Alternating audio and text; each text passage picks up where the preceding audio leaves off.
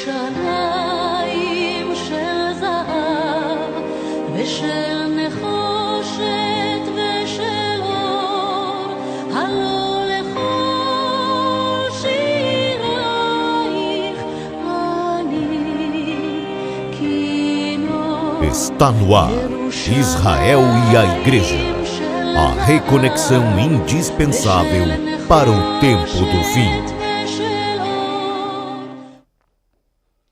Bem, hoje queremos estudar um assunto que com certeza vai deixar você talvez um pouco assustado pelo título que você acabou de ler aí. Pasmem, eu e você precisamos ser mais fariseus.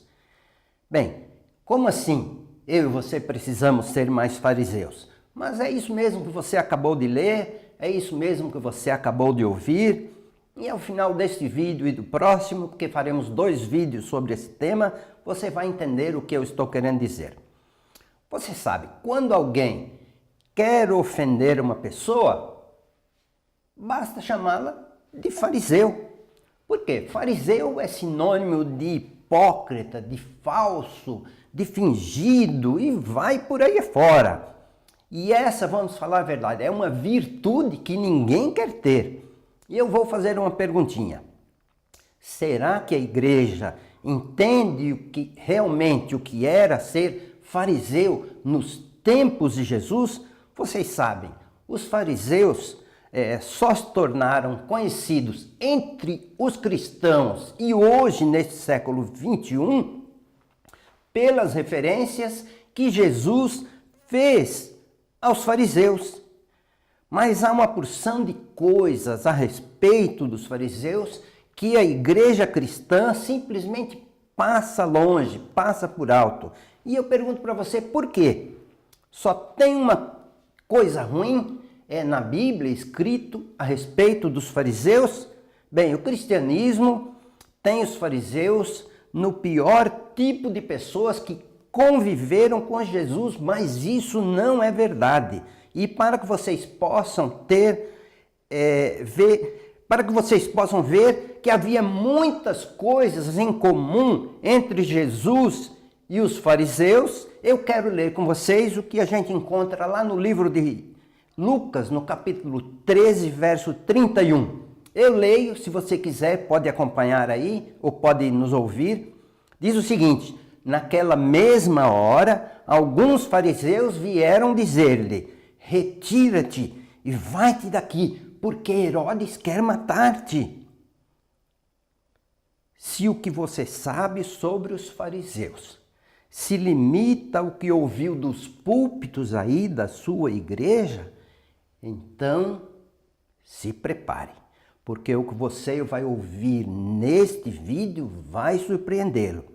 Então, antes mesmo de falar sobre os fariseus, vamos conhecer um pouquinho a sua história? Vamos lá. Bem, fariseu significa separado das impurezas e da contaminação do mundo e voltados unicamente para a oração e o estudo e a obediência à Torá. E aqui eu abro um parênteses. Como a igreja precisa se afastar do mundo? Esse é um primeiro ponto em que eu posso dizer que a igreja precisa ser um pouco mais fariseu. Como a igreja está precisando se tornar, ser um pouco daquilo que foram os fariseus. Bem, a sua origem remonta ao 2º século antes de Cristo. Mas há historiadores que afirmam que a sua origem mais remota vem desde a época da reconstrução do 2º templo, lá no tempo de Esdras e Neemias, lembra? Eles criam que o que eles sofreram em Babilônia era fruto de terem abandonado a Torá e abandonado o Deus de Israel. Então, por causa disso, foram exilados, se tornaram escravos. Eles procuraram manter vivo o zelo pela Torá e a sua observância. Eles não permitiram que o tudo e a esperança nas profecias messiânicas se perdessem com o tempo. Os fariseus tiveram uma grande influência no desenvolvimento do judaísmo rabínico. Jesus mesmo, após ter completado 13 anos, esteve com os fariseus, com os escribas, aqueles que eram chamados doutores da lei. E o que aconteceu? Eles se maravilharam com o conhecimento de Jesus sobre a Torá. Ao longo dos evangelhos, Jesus foi até chamado pelos fariseus como rabi e mestre. Olha só, os primeiros missionários e proselitistas da história foram fariseus. Andavam por todo Israel, pregando aos seus patrícios sobre a necessidade de Israel voltar à Torá e aceitar o chamado dos profetas. Os fariseus foram os criadores daquele que seria um verdadeiro manual para o judeu viver o seu dia a dia. Cada um dos mandamentos da Torá continham 100 número de regras para o judeu observar no seu dia a dia. Eram as conhecidas alahás, um manual de regras para um judeu no seu cotidiano. Alguns mandamentos da Torá chegavam a ter centenas e centenas de regras para que fossem observados. Você já deve ter ouvido isso. O povo, no entanto, gostava muito dos fariseus. Por quê? Os fariseus falavam a língua do povo, ou seja, falavam de forma que as pessoas mais simples conseguiam entender a Torá. E todos, na verdade, compreendiam facilmente. Os fariseus sempre gostavam de debater, e isso nunca foi um ponto de desavença entre eles. Geralmente, aos sábados, eles iam à sinagoga para debater a respeito das Escrituras e dos ensinos de Moisés. Há até um ditado judaico que diz: onde há 2 judeus, há pelo menos 3 opiniões diferentes.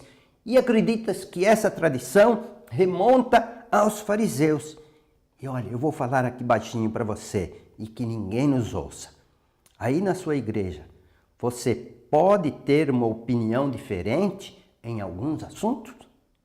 Experimente divergir para você ver o que pode te acontecer. Bom, vamos voltar. Há muitas indicações que nos mostram que Jesus pode ter sido um fariseu, porque ele, na verdade, tinha muitas semelhanças com eles. Jesus frequentava as sinagogas, pregava e ensinava nos dias de sábado.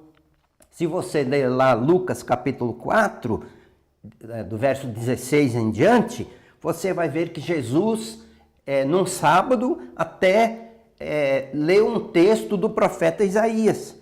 Somente quem era fariseu é que poderia na sinagoga ler a Torá. Caso ele não fosse um dos fariseus, eles jamais deixariam sequer ele entrar, pregar e ler uma palavra dos profetas na sinagoga. E outro detalhe, Jesus também acreditava em muitas coisas que os fariseus acreditavam. As doutrinas de Jesus eram, em sua grande maioria, a mesma dos fariseus. Mas havia uma diferença. Qual era a diferença? É que enquanto os fariseus estavam afeitos à letra da Torá, Jesus ia ao âmago da Torá e dos profetas.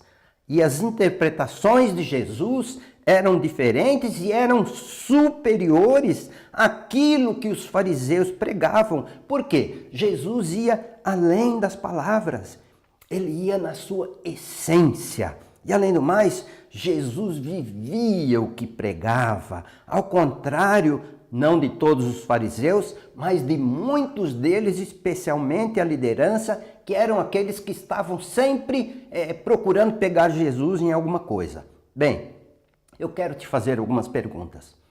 Você acredita na ressurreição? Acredita em anjos? Acredita na vida eterna? Acredita em demônios?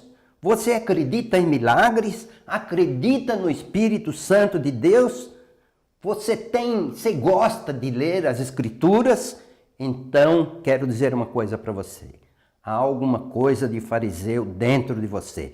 Você, no seu interior, já tem um pouco da essência dos fariseus. Se é que você gosta dessas coisas que eu acabei de colocar. Sabe, geralmente os cristãos generalizam quando consideram todos os fariseus como hipócritas e legalistas.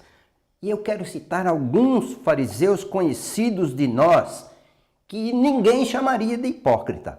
Por exemplo, Nicodemos, Jairo, José de Arimateia, Hilel, Simão, Gamaliel, Flávio Josefo e, para terminar essa lista, o apóstolo Paulo, que até se denominava fariseu, filho de fariseus. Veja o que está escrito no livro de Atos, no capítulo 23 e no verso 6. Diz o seguinte: sabendo Paulo que uma parte do sinédrio se compunha de saduceus e outra de fariseus, exclamou: varões e irmãos, eu sou fariseu, filho de fariseus, e no tocante à esperança e à ressurreição dos mortos, no entanto, sou julgado. Então aqui fica claro que mesmo depois de ter sido chamado por Jesus, o Messias prometido, ele continuou sendo fariseu. E agora vamos pensar no seguinte: qual foi a relação de Jesus com os fariseus? E aí eu quero ler com vocês Lucas 7, verso 36, que diz o seguinte: convidou um dos fariseus para que fosse jantar com ele. Entrando na casa do fariseu, Jesus tomou lugar à mesa. Olha, ser convidado para comer em uma casa judaica, tanto hoje como nos tempos de Jesus, denota uma imensa apreciação, muito respeito e consideração por parte de quem convida. Jesus considerou o convite feito por Simão, o fariseu, como uma honra. Por isso, Jesus não se negou a ir à casa dele. Então, você pode ver a relação que Jesus tinha com muitos dos fariseus. Então, veja, quando Jesus censurava os fariseus, ele não se dirigia a todos, pelo simples fato que Jesus nunca generalizava quando os censurava. Ele sabia como ninguém, como separar o joio do trigo. Além disso, muitos fariseus eram amigos de Jesus e o consideravam mestre e rabi, títulos que dificilmente eles davam a qualquer outra pessoa.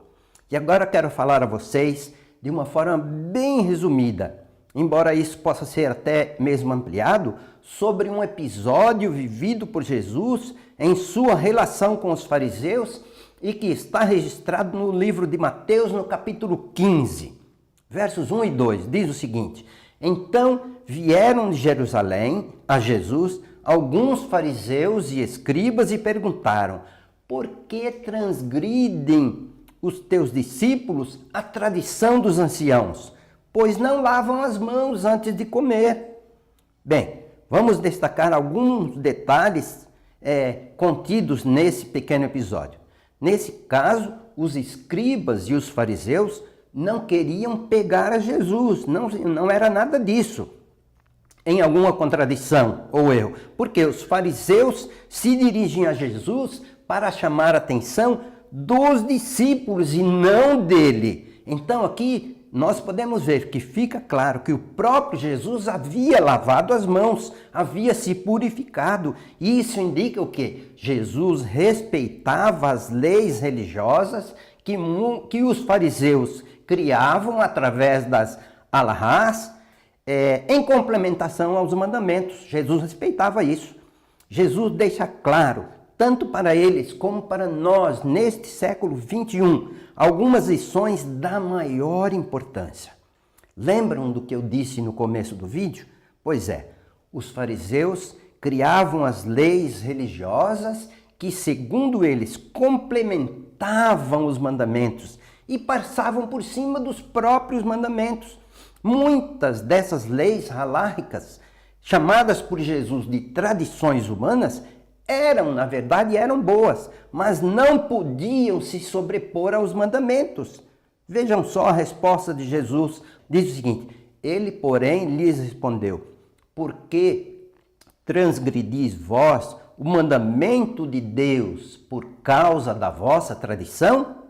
E tendo convocado a multidão, lhes disse: ouvi e entendei. Não é o que entra pela boca que contamina o homem, mas o que sai da boca, isto sim contamina o homem, porque do coração procedem maus desígnios, homicídios, adultérios, prostituição, furtos, falsos testemunhos, blasfêmias. São estas coisas que contaminam o homem, mas o comer sem lavar as mãos, isso não contamina o seu interior.